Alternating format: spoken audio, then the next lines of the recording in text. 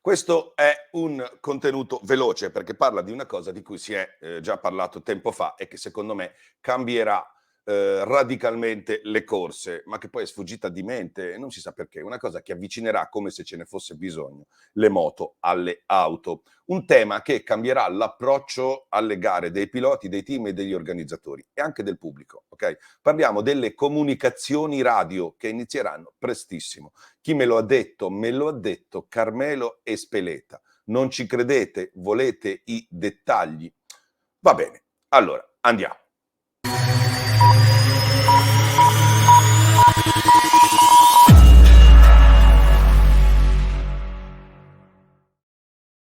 Ciao da Mr. Helmet, parliamo di un tema che è destinato a cambiare radicalmente le corse, insisto, un tema molto più importante di tanti altri che nonostante questo sta passando nel silenzio in ombra, forse perché non se ne vuole discutere e si vuole arrivare già a cose fatte, non lo so, un tema che cambierà l'approccio alle gare dei piloti, dei team, degli organizzatori, ma soprattutto che farà vedere a noi le gare in modo molto diverso, ma soprattutto, ripeto, un qualcosa che farà discutere gli utenti, che è la cosa che poi interessa di più. Questo l'ho già detto, però la verità è che le comunicazioni radio impattano molto di più sullo spettacolo di qualunque soluzione aerodinamica, motoristica, tecnica e anche di più di qualsiasi elemento regolamentare riguardante i tagli, le penalizzazioni, eccetera. Perché? Perché le comunicazioni radio sono una cosa che innanzitutto è sempre attiva, always on, sempre in funzione, ok? In qualunque condizioni, così sarà sempre di più.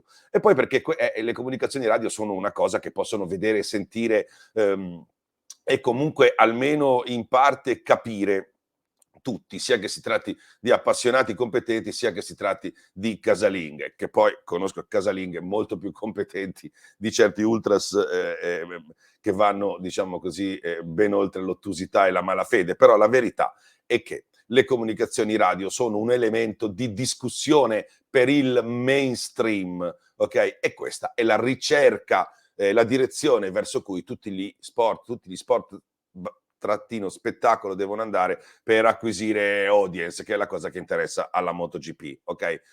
Fa parte del processo che la MotoGP sta attraversando, ok? Ma chi me l'ha detto che è imminente l'arrivo di questo tipo di soluzione spettacolarizzante, di questo elemento, diciamo così, detonante? E soprattutto, chi me l'ha detto che è in arrivo a discapito di un'altra soluzione spettacolarizzante esaminata, presa in considerazione e poi scartata? Me l'ha detto Carmelo Ezpeleta in persona. Vi basta? Carmelo Ezpeleta ha spiegato come, fra tutti gli elementi di derivazione automobilistica sportiva, il pit stop non sia interessante, mentre io avrei pensato il contrario, mentre invece le comunicazioni radio lo siano. Ok? Guardate qui. C'è qualcuno che dice no, faranno delle cose un po' più americane, un po' più Formula 1, per esempio, non lo so, comunicazione radio, piloti, team, pit stop, qualche cosa un po' così non è prevista.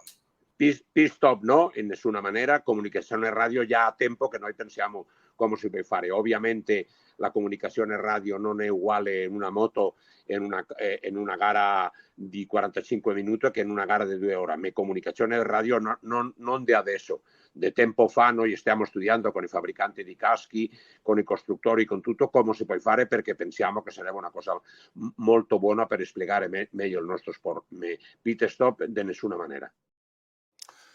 Le stanno studiando da tempo e adesso sembra, secondo le informazioni che io ho, che sia arrivato il momento di tirare le somme e di fare le prime sperimentazioni sul campo reali.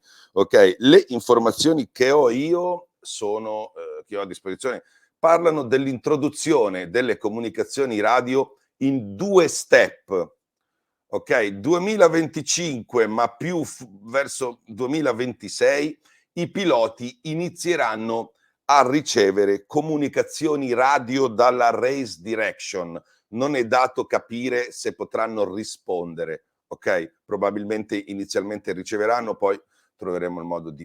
E nel 2026-2027 i piloti potrebbero trovarsi in una situazione simile a quella della Formula 1, inizialmente con la sola ricezione e poi con la possibilità di rispondere ai messaggi. Queste sono le informazioni che ho io, ma insomma è una roba che è imminente. Certo è che qualcosa potrebbe non funzionare correttamente.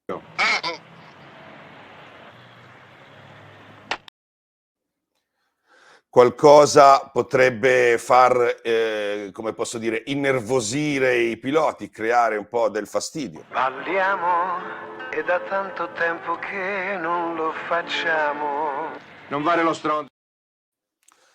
Poi è chiaro che ci potrebbe essere anche qualcosa di più, cioè piloti che si arrabbiano, che non va con qualcuno che devono rispondere per avere un'altra roba in più da fare, no? Questo mi stai dicendo a me, balliamo, ballaci tu, parlaci tu.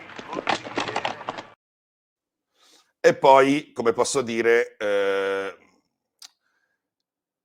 potrebbe anche crearsi una situazione in cui a uno funziona, all'altro no, e allora poi dopo ci sono delle polemiche, le penalità sì, però io non ero stato avvisato, a me non ha funzionato, lui gliel'hanno detto, io, a me no. Ha funzionato.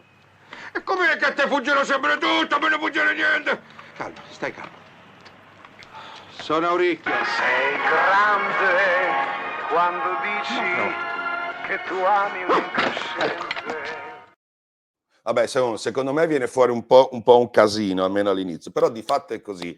Ed è anche da tanto, ripeto, che ci stanno lavorando, quindi è vero che è imminente e la cosa si farà nei soliti modi. Allora, voi sottovalutate questo elemento, ma vedrete che cambierà e di parecchio il motociclismo sportivo come lo conosciamo. Dice, per una semplice comunicazione. Sì, perché cambia la figura del pilota, che nel motociclismo era rimasto l'unico caso di figura, come posso dire, di centauro solitario che solitario combatte contro altri nelle sue stesse condizioni, contro solo lui contro il mezzo meccanico, con 1000 cose da fare, 1000 rischi, ma comunque solo con i suoi pensieri. E invece diventa, come posso dire, un esperimento social da denudare anche nei momenti di maggior rischio e di maggior concentrazione, e lo farà andare questa cosa qui in una direzione ben precisa, quella che non volevamo, almeno io, e quella di cui non abbiamo bisogno. Però con le comunicazioni radio, vedrete, ci siamo, ok? Ciao da Mr. Helmet.